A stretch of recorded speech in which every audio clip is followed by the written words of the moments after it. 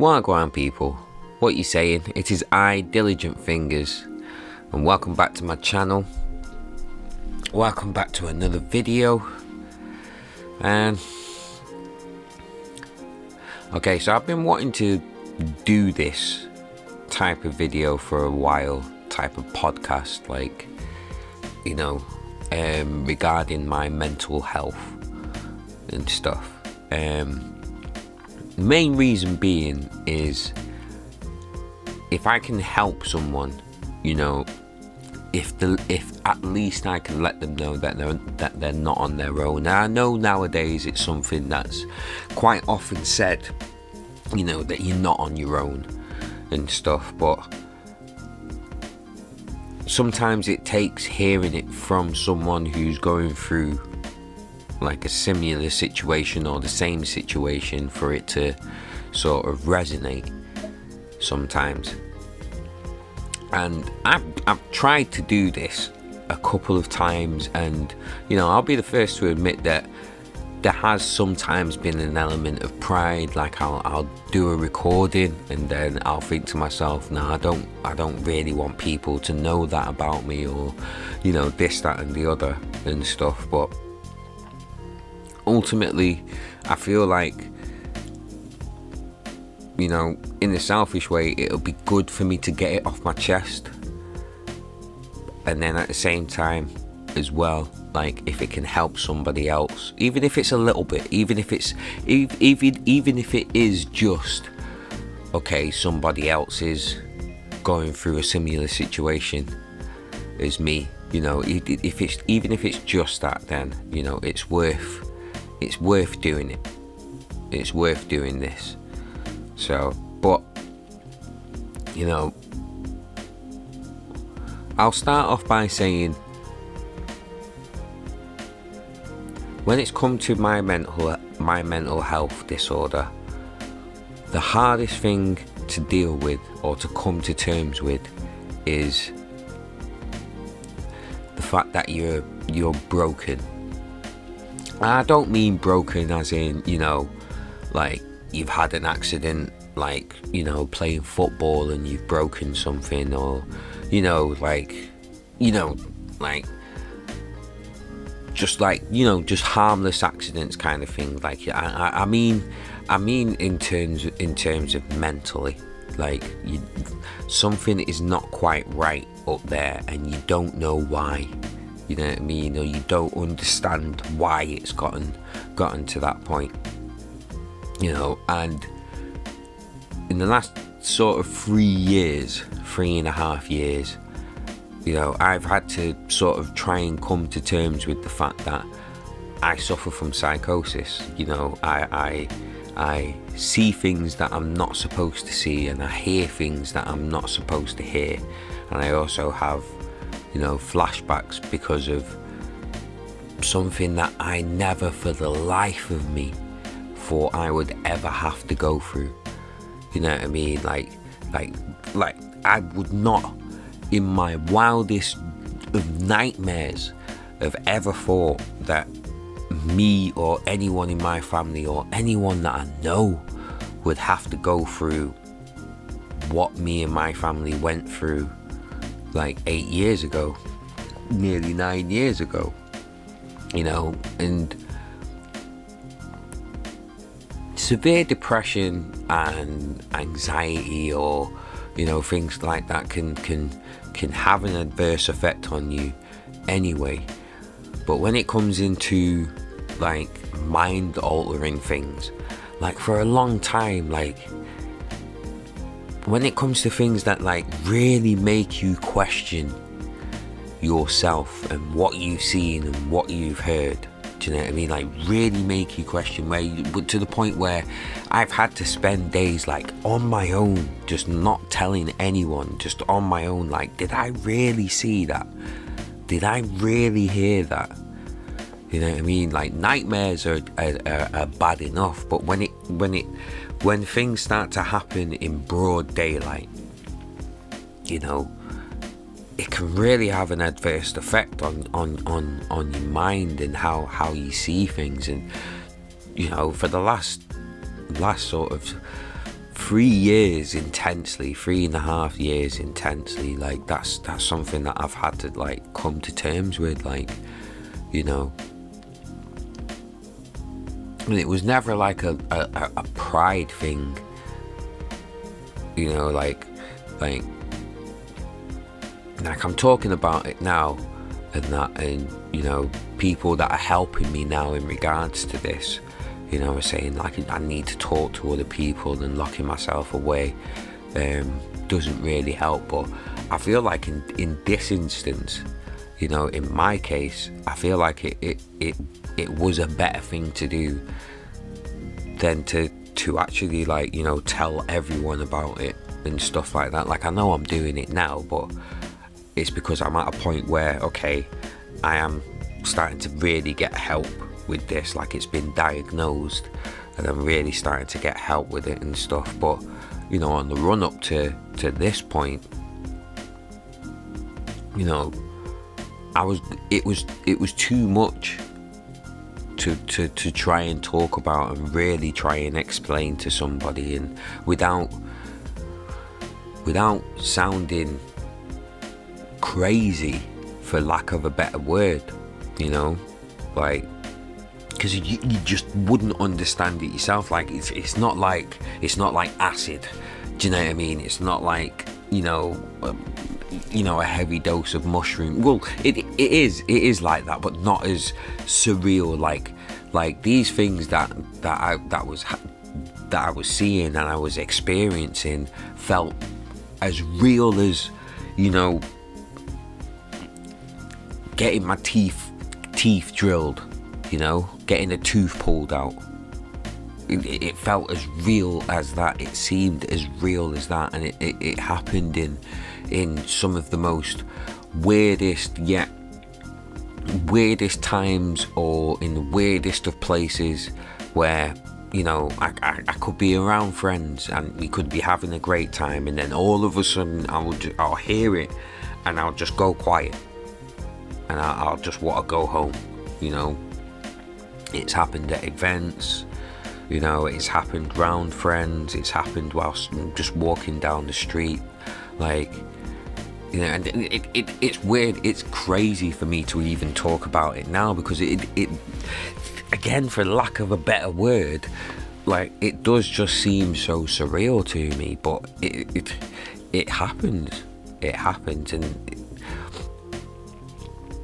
knowing that I have no control over it whatsoever, you know, as a result of, you know, a bad experience that I had, you know, that seems to be the hardest thing to really come to terms with, you know. Like, I'm not a control freak, you know. I've just always been, like, I've always been happy, you know, being able to go my own way, like being able to be my own man, you know, and, you know, only really, not in terms of pride, but only really ask or take help, like, if I really need to. Like, if I have to wait or anything like that, like, having no money or anything, like low income or anything like that, has never really been a problem. You know, it can be stressful at times, but, you know, I've always been the type of person where, you know, if I can't afford it, then I just have to go without until I can afford it, kind of thing. You know, I've always been the type of person, when it comes to bills, I make sure everything is paid first, and whatever I've got left, that's what I've got left to play with, you know, have fun or whatever, you know. So it's not like a control freak kind of thing. It's just sort of being able to have full, you know, full reins, you know, of which direction I'm going in life, of how I want to see things and how I want to approach things, and not being able to do that in certain aspects that you wouldn't think you would need to be able to have control over, but, you know, it's highly apparent that I do. It's a lot to deal with. It's a hell of a lot to deal with. There's been times where I've just been sat here in complete silence, just really trying to figure out what's going on, and almost having arguments with these voices that I hear, you know. It sounds surreal. It feels surreal for me to actually say that that's what's happening to me, but that's what's happening, you know. And thankfully I am getting a lot of help now as a result of it being diagnosed in some way, shape or form. Like they haven't got a full diagnosis for it as yet, because there's still things that they need to, you know, figure out. There's still tests that they need to do and stuff like that. There's still actual therapy that I need to go through to further determine, you know, the roots and the causes and how deep it goes and stuff like that, you know. But I would not wish what I had to go through with my family on anyone, really. Like, but I understand to an extent what, you know, soldiers have to deal with, you know, having to go through, you know, those really traumatic situations, and seeing, you know, some of the things that, you know, we've only seen in movies, we will never see in real life, but they're having to deal with that, you know, a huge percentage of them, you know. And hearing about lots of cases of them, of suicide rates, you know, within, you know, the veteran community as a result of going through those situations, I can totally relate to that, unfortunately. Because these are things that no human should really have to deal with, you know. These are situations that, like I said, no one would ever dream would happen to them. But, you know, there's a lot of people around the world that do go through these kind of situations. And I could only, as some sort of word of encouragement, you know, I can only say, as much as I am doing, is just, you know, try to hold on as best as you possibly can. If there are avenues that you can go down to try and get help, you know, and not hold my hands up. As I've said in a previous video, I was one of them types of people where, in terms of my mental health, I put up a big battle with people that wanted to help me in that kind of area, you know.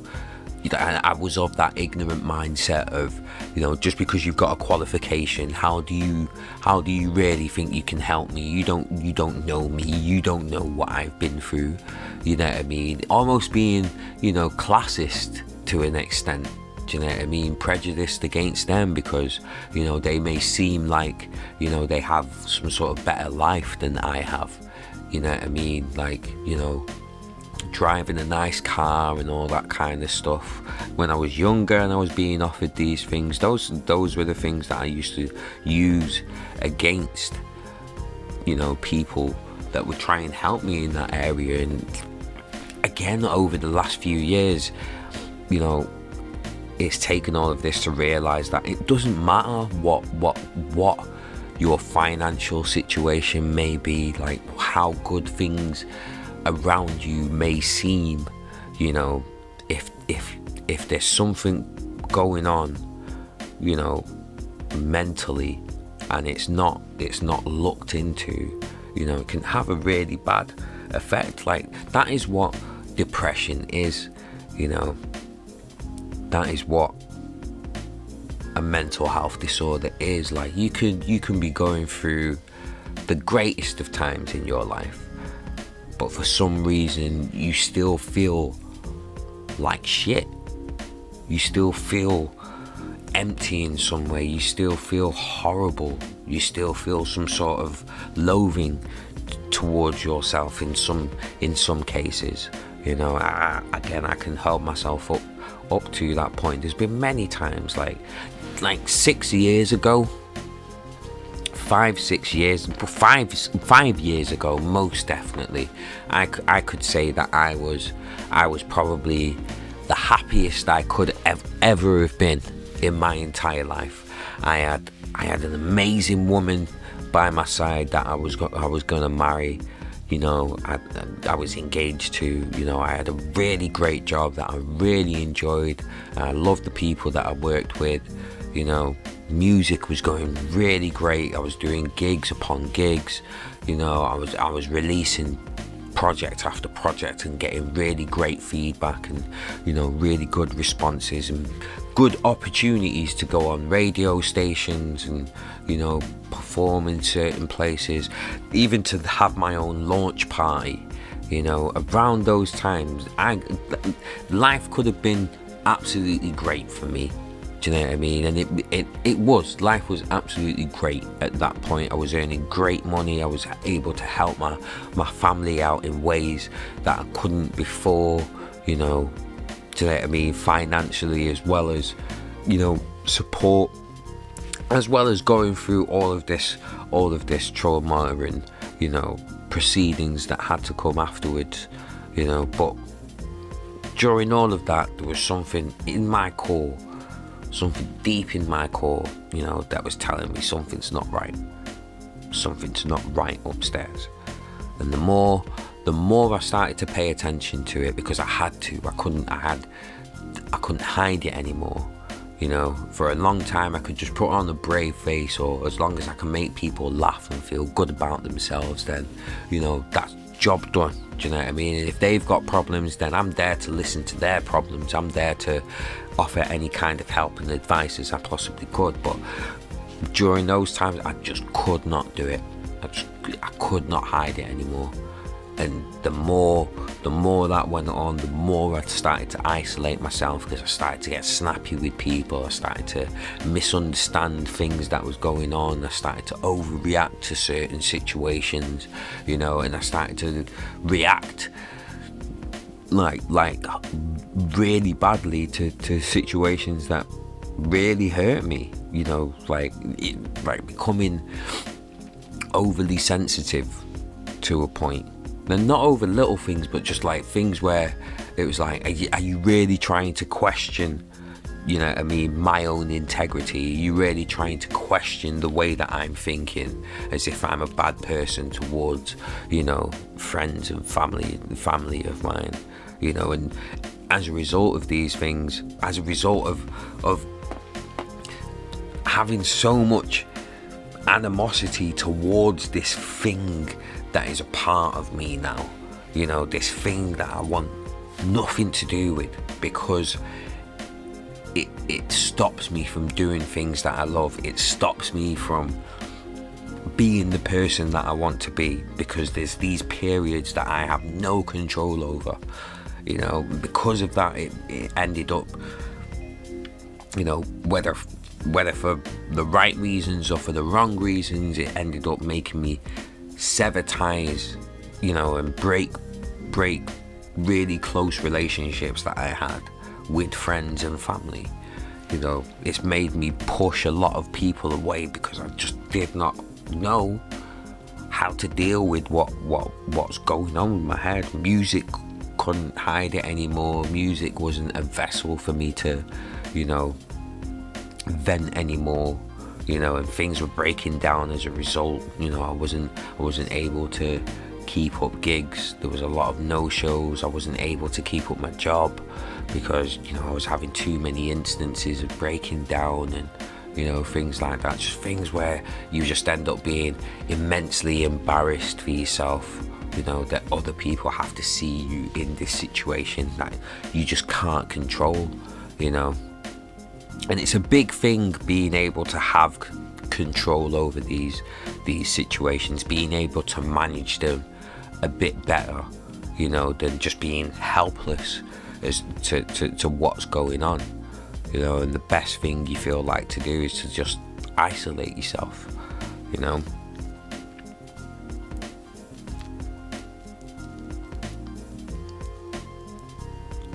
You begin to resent what's happening, you know, in a big way.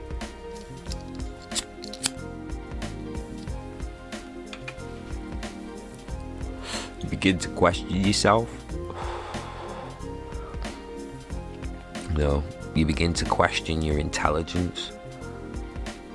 Like, there's periods where I really did, like, you know, and then not in the way that you would normally think, like, am I as intelligent as I think I am? Like, you know, there was a part of me, and really, maybe it's naive, maybe it's a bit silly, but, you know, growing up with 3 family members that suffer from different types of mental health disorder, bipolar, schizophrenia, do you know what I mean, another form of psychosis, you know, and seeing the effects that it has on them, you know, where there is an element of diminished, you know, faculties, you know, diminished abilities to be able to, you know, take in information and handle certain situations and stuff. You know, I started to begin to question, you know, myself in that regard, which you wouldn't normally do. Like, you know, it's weird. It's weird being able to look back at those situations and not necessarily be able to pinpoint and say that's the reason why this, that, and the other. Like, I'm on a whole new journey in regards to that, you know, and it's gonna be a rocky one, you know, because in terms of what's happened, that's never going to be able to change, and that's forever going to take a long time to really deal with.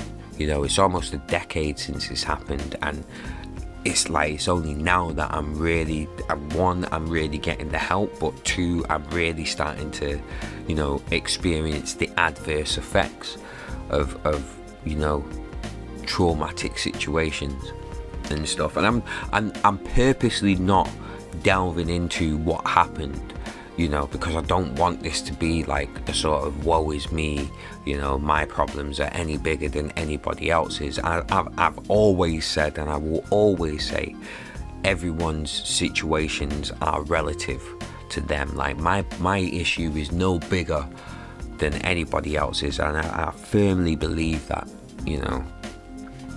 But I understand and I can relate to other people that do suffer from post-traumatic stress disorder to the extent that they have experiences that I've had, you know. And like I said before, just hold on. If there's any outlets that you need that are available to you to help you in this kind of area, please do take them.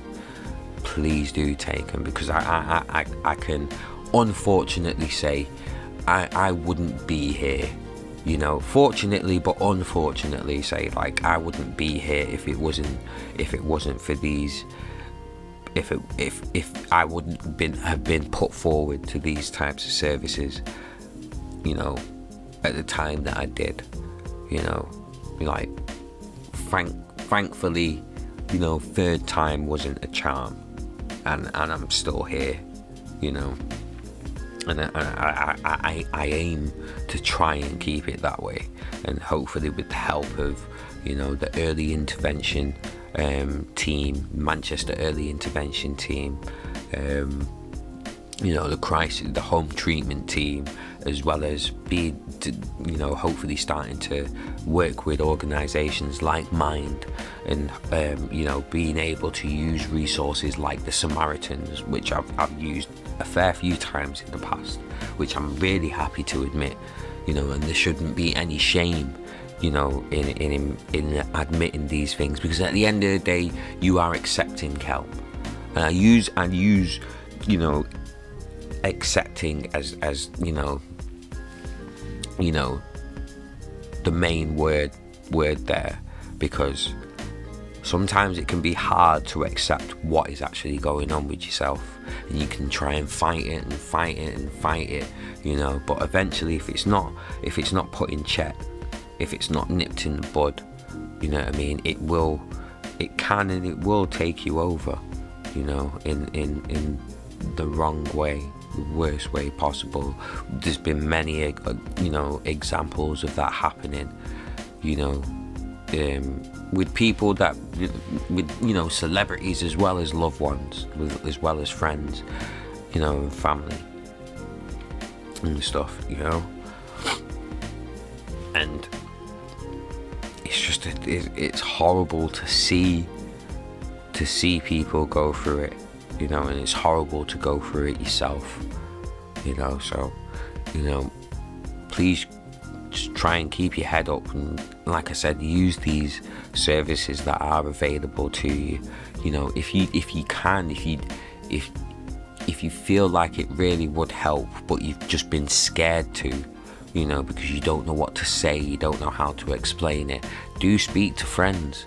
If there's any kind of outlet, if you make videos like me or anything like that, maybe do something like this. If you're scared of just having a one-to-one with somebody, maybe do something like this.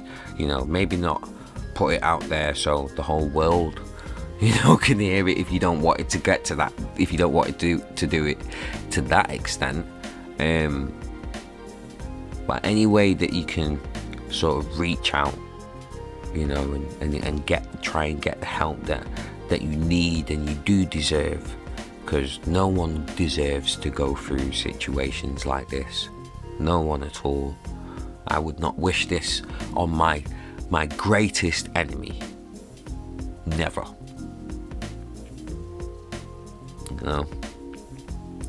But yeah, I think that's where I'm gonna leave it. And that, I apologize if it's a bit rambly, but like I said, if it helps somebody, if someone can relate to it and really, it resonates with them, that they're not alone. People do go through, similar situations like this, and there is help out there, that you are entitled to and you do deserve, So with that, thank you very much for listening, if you've lasted this long. I hope you have an amazing day. Take it easy, and as always, blessings to you all.